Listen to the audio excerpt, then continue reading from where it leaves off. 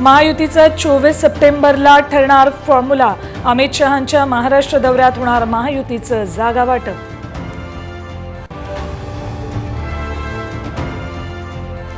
महाविकास आघाडीची जागा वाटपासंदर्भात आज पुन्हा बैठक।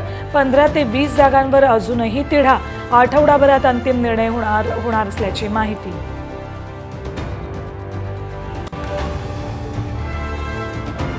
पंतप्रधान मोदी आज वर्धा दौऱ्यावर। पीएम विश्वकर्मा कार्यक्रमात होणार सहभागी। प्रशासनाकडून 3 दिवस एसटीच्या 760 बसेसचं बुकिंग।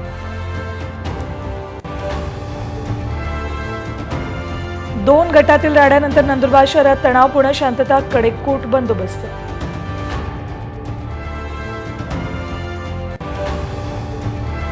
सलमान खानच्या ताफ्यात चिरला बाईक स्वार। वांद्रे पोलिसांकडून अटक। सलमानला Y+ सुरक्षा।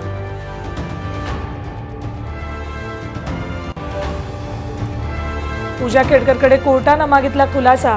बायोमेट्रिक नमुने घेतल्याची खोटी साक्ष दिल्याचा UPSCचा आरोप।